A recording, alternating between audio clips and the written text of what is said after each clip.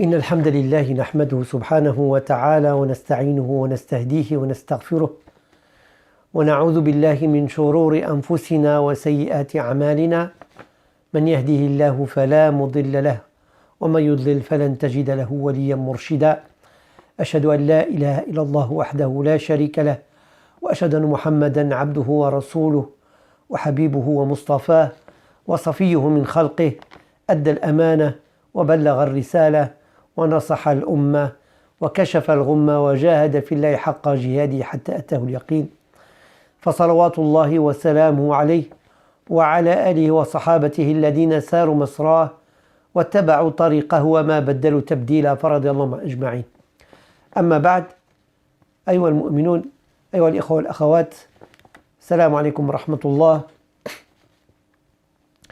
نتواصل مرة أخرى ونحن في هذه الفترة، فترة الحج الصحي، ونسأل الله سبحانه وتعالى أن يفرج علينا في هذه الأيام المباركة،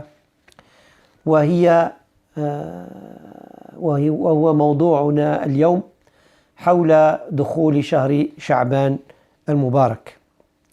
يقول العلماء أن لكل عبادة مقدمة ومؤخرة، فالمقدمة هي ما يستعد بها العبد، والمؤخر هي ما يرفع أو يرقع ما فات العبد من طاعات. وها هو شهر رمضان قادم علينا، لا يبعدنا عنه إلا أيام شعبان، وشهر شعبان يعتبر هو المقدمة لرمضان، فعلينا أن نستعد استعدادا كاملا لقدوم شهر رمضان حتى نتفرغ للعبادة فيه. Mes chers sœurs et chers frères, je vous recommande ainsi qu'à moi-même la piété sincère de vous Allah subhanahu wa ta'ala, un culte authentique. Nous continuons à nous rappeler entre nous et à garder le lien entre nous pendant cette période de confinement due à cette pandémie du virus Covid-19. Et nous avons parlé aujourd'hui de la préparation au mois de Ramadan. Les savants disent que chaque adoration a un prélude et une conclusion. Le prélude, c'est la première partie qui permet, ce laps de temps, qui permet de se préparer. Et la conclusion, c'est ce qui vient après, et c'est ce qui vient réparer ce qui a dû manquer pendant cette adoration. Et l'adoration qui est à nos portes, c'est le mois de Ramadan, et ne nous sépare de lui que ces quelques jours du mois de Sha'ban qui vont passer très vite. وهذه فرصة على الأبواب أيها الإخوة والأخوات، 30 يوم من شعبان أو ما بقي، فحتى يستعد الإنسان لاستقبال هذا الشهر الكريم، وهذا الشهر الذي يغفل عنه كثير من الناس، حيث جاء في الحديث الذي يرويه أسامة بن زيد أنه سأل رسول الله صلى الله عليه وسلم فقال: يا رسول الله، لم أرك تصوم من شهر من الشهور ما تصوم من شعبان. قال عليه الصلاة والسلام: ذلك شهر يغفل عنه الناس بين رجب ورمضان، وهو شهر ترفع فيه الأعمال إلى رب العالمين، وأحب أن يرفع عملي وأنا صائم. فهكذا كان رسول الله عليه الصلاة والسلام يكثر من صيام هذا الشهر أكثر من غيره من الشهور على أصح الأقوال. فعن أبي سلمة عن عائشة رضي الله عنها قالت: كان رسول الله صلى الله عليه وسلم يصوم حتى نقول لا يفطر، ويفطر حتى نقول لا يصوم، فما رأيت رسول الله استكمل صيام شهر إلا رمضان وما رأيته أكثر صياما منه في شعبان. يعني أن الرسول عليه الصلاة والسلام كان يصوم شعبان، لكن ما كانش يصوم شعبان كاملا، كان يصوم أغلب أيامه، وأصح الأقوال يعني 15 الأولى من شهر شعبان. Donc mes chers sœurs et frères, l'occasion se présente ici avec le mois de Sha'ban pour se préparer au mois de Ramadan. Pour se préparer au mois de Ramadan. C'est difficile avec le confinement, c'est difficile, mais il ne faut pas se focaliser toujours sur ce virus. Il faut prendre ses précautions, mais c'est aussi l'occasion un petit peu de se purifier spirituellement et de se préparer au jeûne du mois de Ramadan. Oussama ibn Zayd rapporte qu'il a demandé au prophète, alayhi salatu wassalam, il a interrogé le prophète en lui disant « Ô messager d'Allah, je ne t'ai jamais vu jeûner un mois autant que tu jeûnes durant le mois de Sha'ban. » Le messager d'Allah, alayhi salatu wassalam, répond « C'est un mois dont les gens se distraient, qui vient entre Rajab et Ramadan, alors que c'est un mois où les actes sont élevés vers le Seigneur des mondes, et j'aime que mon action soit élevée en étant en état de jeûne. » Ainsi le prophète alayhi salatu wassalam jeûnait ce mois plus que tout autre mois, mais il ne l'a jamais jeûné en entier, selon le plus authentique des dires, comme rapporte Aïshata radiyallahu anha. Et puis le mois de Sha'ban reste le dernier mois, les dernières occasions pour rattraper les dettes de Ramadan.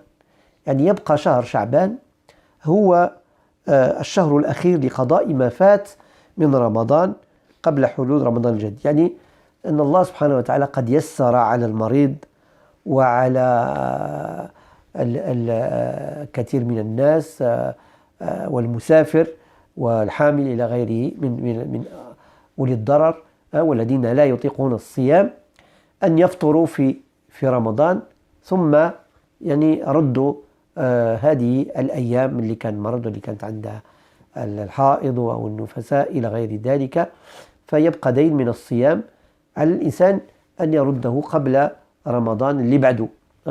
فيبقى شهر شعبان الله سبحانه وتعالى يسر على العباد أنهم يعني يردوا الأيام ليس يعني متتابعة ولكن متفرقة خلال السنة، وليس فعلى الفور ولو أنه هو الأفضل، لكن يبقى شعبان آخر أجل أن يقضي الإنسان ما فاته من صيام رمضان الفائت. قال تعالى فاستبقوا الخيرات، إنسان يقضي ما استطاع. لكن لا حرج على من ترك القضاء حتى شعبان. عن أبي سلمة قال سمعت عائشة رضي الله عنها تقول كان يكون علي الصوم من رمضان فما أستطيع أن أقضي إلا في شعبان. يعني سيدتنا عائشة تقول أنها كانت تخلي ما عليها من قضاء الصيام حتى لشعبان اللي بعد رمضان، فتقضيه قبل رمضان اللي بعده. Allah subhanahu wa ta'ala a facilité pour le jeûne. Nous savons qu'il y a une certaine catégorie de personnes qu'Allah subhanahu wa ta'ala a citées, comme le malade, le voyageur, la femme enceinte ou la femme qui a ses menstrues ou l'oshi, de ne pas jeûner ou qui craint pour son état de santé à ce moment-là, durant le jeûne, de ne pas jeûner et de rattraper en jours équivalents durant l'année. Et Allah subhanahu wa ta'ala a facilité en laissant le libre temps pour celui qui veut se rattraper ces jours de jeûne, bien que le fait de le faire en priorité est louable, mais Allah subhanahu wa ta'ala n'a pas voulu rendre difficile ce rattrapage, et on peut les faire en jours continus comme on peut le faire en jours répartis durant l'année. Reste que le mois de Sha'ban est le dernier délai pour rattraper les jours qui manquaient, Et donc c'est l'occasion de jeûner en même temps pour la récompense du mois de Shaban et en même temps pour rattraper les jours de jeûne. Et Aïcha radhiyallahu anha, comme rapporte Abu Salama, qui disait que Aïcha disait qu'il lui restait des jours de rattrapage du mois de Ramadan passé et ne les jeûnait que durant le mois de Shaban. وفي هذا الشهر الكريم أيها الإخوة نتذكر ذكرى وهي كانت بمثابة امتحان وابتلاء للمؤمنين، وهي تحويل القبلة من بيت المقدس إلى بيت الله الحرام. ونرى ونفكر بيننا أن الله سبحانه وتعالى يجعل دائما من امتحانات وابتلاءات حتى يميز الخبيث من الطيب، حتى يعلم المؤمن من المنافق، حتى يعلم المؤمن من الذي في قلبه مرض، حتى يعلم من يشكر ومن يكفر. وهذه سنة الله عز وجل. الابتلاء والامتحان دائما في حياة الإنسان، ولهذا يقول الرسول صلى الله عليه وسلم أن أمر المؤمن عجيب، أو فيما معناه إذا أصابه شر أو إذا أصابه ضر حمد الله، وإذا أصابه خير شكر الله، فكل كله في أمره كل خير. وهكذا يكون الإنسان المؤمن، وخصوصا في هذه الفترة التي يعيش فيها الإنسان حيران، يحس برأسه أنه ممنوع من الحرية، ممنوع من المسجد، ممنوع من كثير من الأشياء، ويضطر اضطرارا ولو أنه فيه خير وهو واجب أن يعاشر من معه في بيته، هذا على أفضل الأحوال. ثم هناك ناس وحدهم عايشين وحدهم، فكان ناس كبار أيضا كانوا يخرجوا ويشوفوا الناس كذا، فالله سبحانه وتعالى أن يفرج على الجميع. لكن هذا نأخذه بمثابة ابتلاء وامتحان الله عز وجل يجعلنا نتطهر فيه ونعود إليه، ونشكر الله سبحانه وتعالى لأنه لا نعلم ما هو الخير والحكمة التي جعلها الله سبحانه وتعالى في هذا الداء وهذا الوباء الذي أصاب جميع أنحاء العالم. فوقعت هذه الحادثة. Donc il est à rappeler aussi un événement important dans l'histoire musulmane et qui fut une épreuve de foi. Une épreuve de foi puisque c'est le changement de la Qibla. Le changement de la Qibla qui était auparavant dirigé vers Jérusalem, vers Beit el-Maqdis, et qui changea vers la Mecque. Et cet événement est arrivé à Médine dans la deuxième année de l'Hijra. هذه الحادثة وقعت في السنة الثانية من الهجرة، والآن الناس اللي يمشوا لمكة ويصلوا يعرفوا مسجد ما يسمى بمسجد القبلتين، وأن الرسول صلى الله عليه وسلم والمسلمون كانوا يصلون، ثم جاء جبريل بالآية فتحول رسول الله عليه الصلاة والسلام والمسلمون عن قبلتهم إلى مكة المكرمة، إلى بيت الله الحرام. Et c'est une épreuve de foi. Et dans le Coran, Allah subhanahu wa ta'ala nous cite beaucoup d'événements, beaucoup d'épreuves que traverse le musulman dans sa vie et le croyant dans sa vie. Allah subhanahu wa ta'ala nous dit que ces épreuves sont faites pour élever la personne, comme si quelqu'un passait une épreuve, un examen, pour s'élever vers la classe supérieure, vers le niveau supérieur. Ça l'exhorte, ça le grandit, ça le mûrit.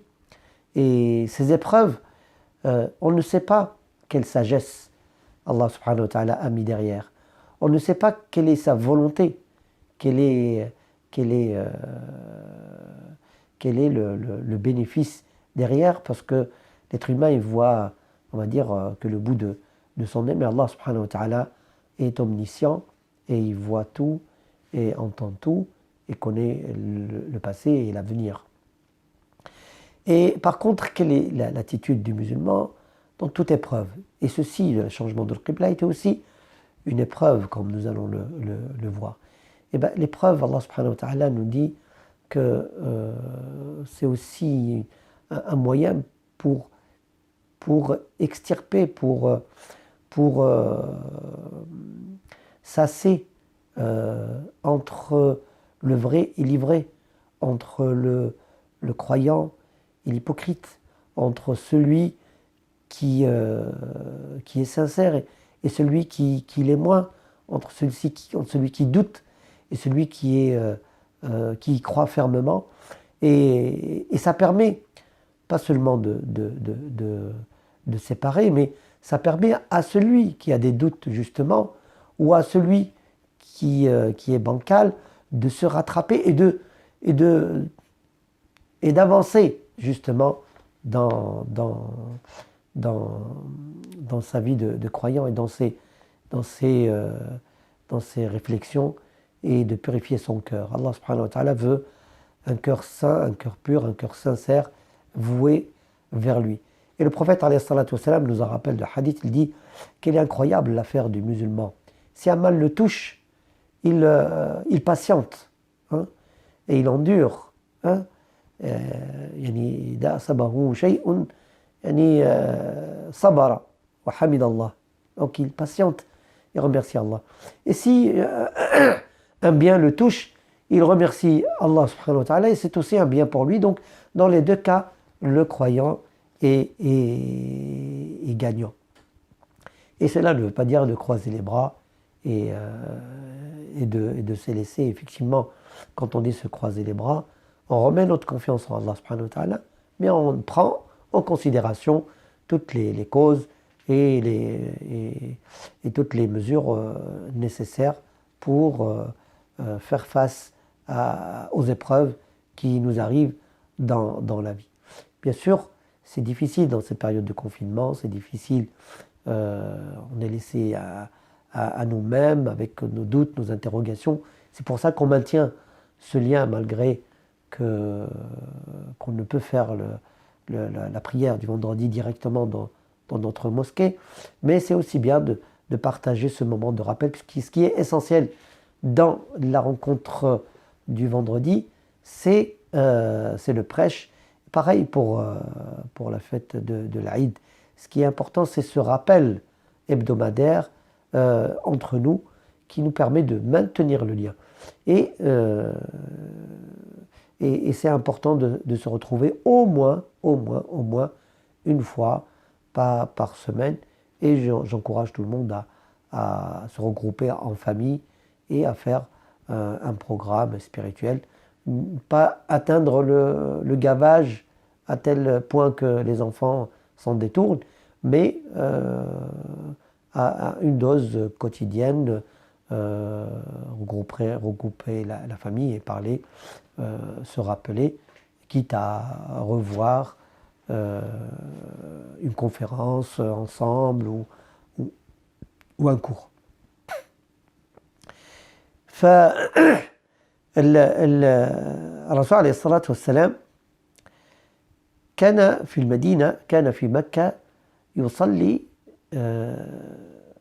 إلى بيت المقدس، وكان يصلي من الركن اليماني، فيجعل الكعبة ويجعل بيت المقدس أمامه، فكان يجمع بينهم.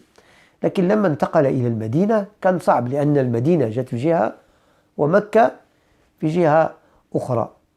فكان الرسول صلى الله عليه وسلم في المدينة يصلي ويقلب وجهه في السماء ينتظر الوحي. وجاءت هذه الآية في سورة البقرة حيث يقول الله سبحانه وتعالى: قد نرى تقلب وجهك في السماء فلنولينك قبلة ترضاها فول وجهك شطر المسجد الحرام وحيثما كنتم فولوا وجهكم شطره. فلما نزلت هذه الآية تحول المسلمون عن قبلته. عن القبلة الأولى التي كانت هي قبلة أهل الكتاب. لكن كيف عاش المسلمون هذه المسألة في المدينة؟ الناس الذين يعني أصحاب الأغراض والمنافقون والأعداء أعداء الرسول صلى الله عليه وسلم في المدينة كانوا استغلوا هذا الحادث حتى يشوشوا على إيمان المسلمين، فقالوا لهم بما أن القبلة تغيرت فكل ما صليته، يعني قاع هذوك اللي صليته كله مشى في التراب، كله مشى ما يصلح الوالو ولن يقبل، لأنه كانت القبلة غلطة والآن القبلة صحيحة، فقاعد داك الشيء اللي قبل كله ألغي.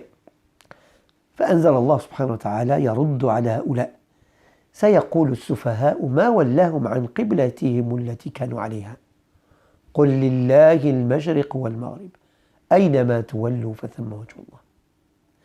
هذه الآية أيها الأخوة، أينما تولوا فثم وجه الله، يعني احنا بعض المرات نتخاصموا على القبلة واحد 2 سنتيمتر، والله يقول لك لله المشرق والمغرب، فين ما دورتي وجهك فثم وجه الله عز وجل.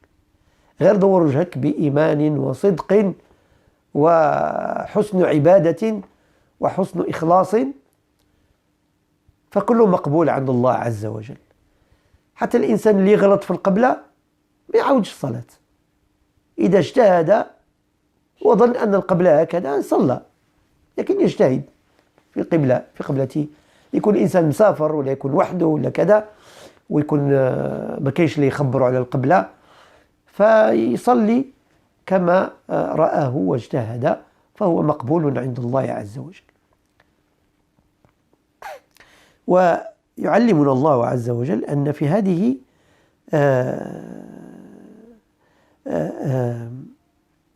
في هذا امتحان وابتلاء، لأن جاءت الآية تبين ذلك. فيقول الله سبحانه وتعالى في سياق الآيات: وما جعلنا القبلة التي كنت عليها إلا لنعلم من يتبع الرسول ممن ينقلب على عقبيه وإن كانت لكبيرة إلا على الذين هدى الله وما كان الله ليضيع إيمانكم إن الله بالناس لرؤوف رحيم. شفت الله يقولنا أن هذا تحويل القبلة يعني مبرمج، مش عاد كأن الله يعني قال اليوم ينديروا كذا وغدا بدل الرأي ديالو، لا، هذا برنامج الله عز وجل. لماذا؟ ليبين من يتبع الرسول ويلتزم العبادة ومن يرتد وينقلب على عقبيه.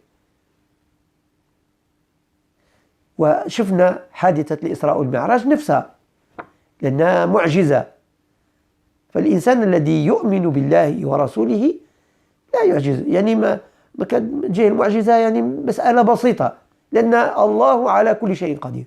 وهذه مسألة أخرى أيضا جاءت في شعبان، فالإنسان يعتبر يأخذ عبرة من هذه الحادثة.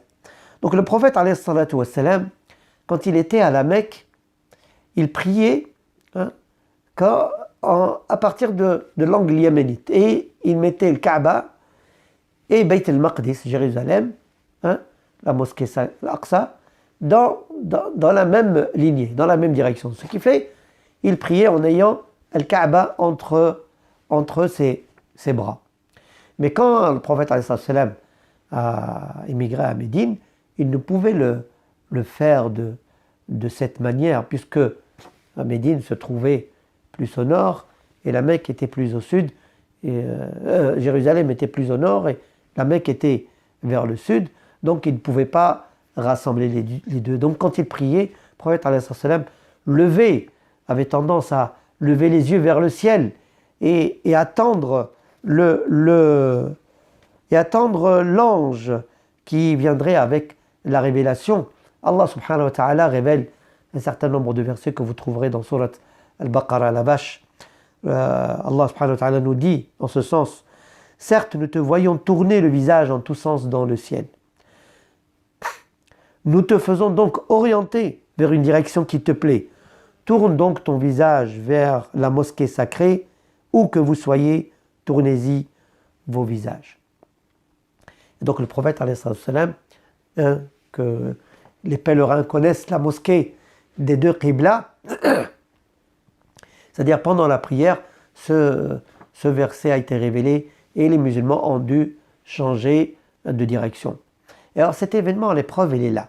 C'est que les ennemis du prophète, les douteux, les hypocrites qui étaient à Médine, trouvaient là l'occasion de encore fomenter leur coup en disant, eh ben, puisque la qibla a changé, eh ben, toutes les prières que vous avez faites en direction de la première qibla, qui était mauvaise, eh ben, ne comptent pas, et sont effacées, donc il faut repartir de zéro. Et il y a toujours ce genre de personnes qui veut semer la zizanie, veut semer la division à un moment où on a besoin d'unité dans le groupe, puisque c'est important. On est en train de bâtir quelque chose. Et c'est important de garder l'unité des musulmans. Et pour parler de l'unité, on est aussi dans un moment de difficulté, et les messages qui circulent, que je reçois sur WhatsApp, des messages des fois tirés par les cheveux, mais le but de ces messages et l'influence mauvaise de ces messages, c'est qu'ils créent un doute, ils créent une méfiance. Ils créent une méfiance vis-à-vis du gouvernement, vis-à-vis des dirigeants, vis-à-vis des gouvernants. Et quand on a une méfiance, quand on perd la confiance, eh ben on est moins enclin à faire les choses correctement, ce qui ramène la division, la polémique. Et Allah subhanahu wa ta'ala a interdit la polémique. Et le moment est à l'unité nationale, pour reprendre les mots. Le temps n'est pas à la division pour choisir un camp, ou choisir qui aider, ou choisir qui a raison et qui a tort, ou d'où viennent les choses. Donc il est important d'arrêter. La première règle, je dirais, et cet événement nous le montre, c'est d'arrêter d'envoyer des messages, d'arrêter de diffuser les messages, et d'arrêter de transmettre les messages dans la source inconnue, qui met le doute, qui rend méfiant les gens, et qui crée la zizanie et la division. Et en fait, ça ne te sert à rien, ça sert seulement à entacher ton cœur de doute, et tu te sens mal à l'aise, dans un climat mal à l'aise. Déjà, on est dans un état de mal-être, puisque on perd un certain nombre de libertés, de voir des amis, de voir la famille, d'aller à la mosquée. Il y a des personnes qui sont seules chez eux, et donc même le plus simple des actes devient des fois très, très difficile. Et si on rajoute à ces messages, au lieu des messages de rassurer, des messages d'espoir et des messages de dire que la planète se porte, elle, mieux que l'être humain, hein. On peut y voir dans cette épreuve de ce virus peut-être d'autres aspects positifs. Et bien sûr, l'être humain reste la priorité pour sa santé, pour préserver le bien-être des gens. Mais tout cela demande un effort de tout le monde. Et nous sommes concernés tous, tous dans le même bateau, partageant le même destin et habitant le même pays. et qu'il nous faut aider et construire et garder cette unité. Alors bien sûr, cette zizanie décrétée par les faibles d'esprit à Médine, Allah subhanahu wa ta'ala va se charger de leur répondre en balayant d'un seul coup, leur dire. Allah subhanahu wa ta'ala révéla ainsi, il dit, les faibles d'esprit parmi les gens vont dire, qui les a détournés de leur direction, Qibla vers laquelle ils s'orientaient auparavant? Dis, Allah subhanahu wa ta'ala dit à son prophète, dis-leur, c'est à Allah qu'appartiennent le levant et le couchant, l'est et l'ouest. Où que vous vous tourniez, la face d'Allah est donc là, car Allah a la grâce immense, il est omniscient. Donc ce n'est pas ce bagarre sur quelques centimètres de Qibla dans des mosquées. L'important, c'est que tu te lèves en prière, que tu te dresses en prière, et que tu as cette envie sincère de t'adresser à Allah subhanahu wa ta'ala et de te diriger vers lui. Tu fais l'effort de trouver cette Qibla, une fois qu'elle est, même si tu fais à 480 degrés, Allah subhanahu wa ta'ala l'accepte et il n'y a aucun problème. À Allah appartient le levant et le couchant. Et puis Allah subhanahu wa ta'ala termine cette série de versets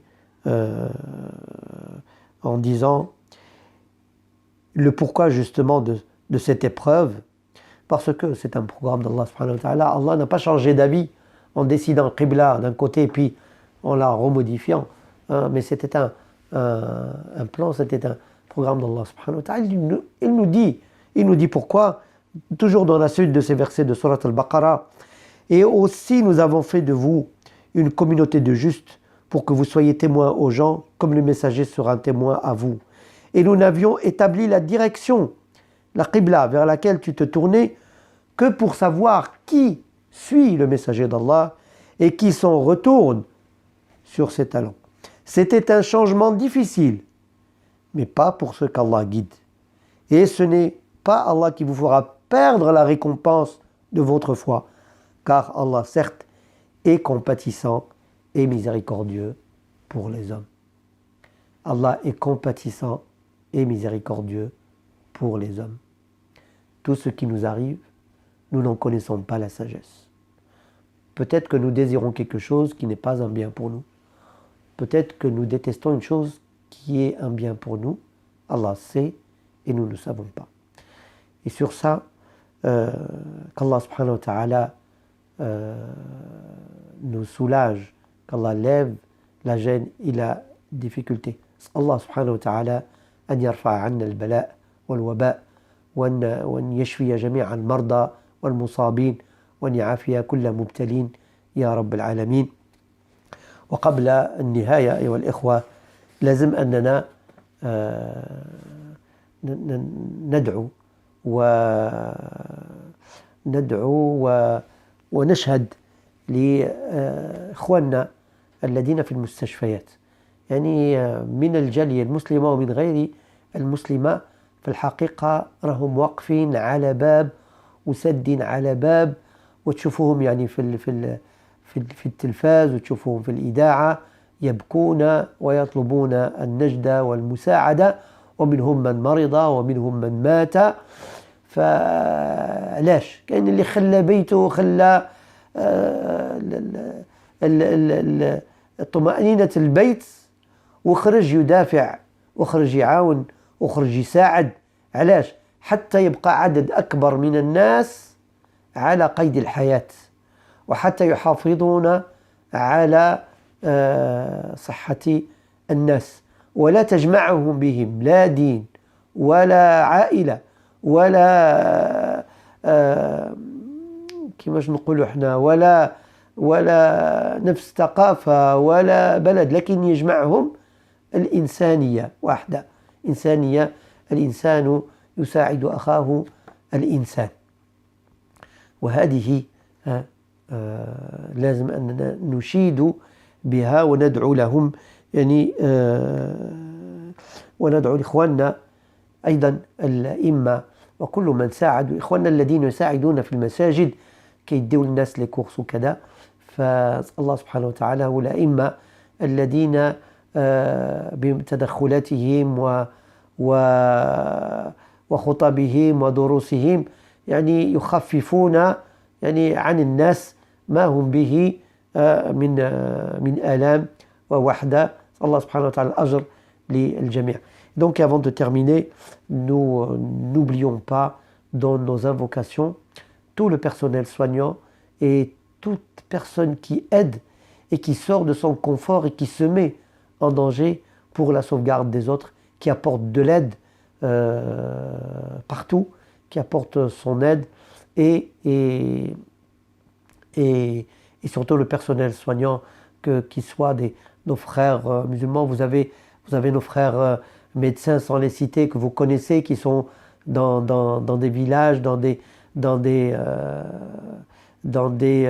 nos hôpitaux. Ils sont en première ligne, ils sont urgentistes, ils sont anesthésistes, réanimateurs, ce sont des infirmières et tous les services sont sur le front, sont en plein danger. Il y a ceux que vous connaissez, que vous fréquentez, qui viennent à votre mosquée, et il y a ceux qui ne partagent pas avec vous ni votre religion, ni votre histoire, ni votre vécu, ni de loin, ni de votre filiation, qui vous connaissent ni de loin, ni de près, et qui font tout leur possible pour sauvegarder votre santé et la vie de nos anciens. Et cela, ils méritent, comme tout le monde, ils méritent seulement les applaudissements, mais ils méritent de leur faire des invocations. Et Allah subhanahu wa ta'ala connaît les siens, comme on dit.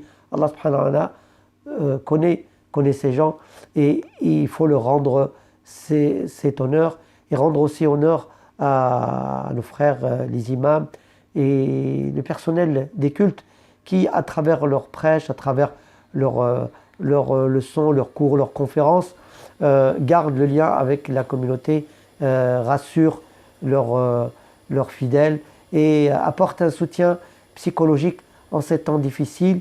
Et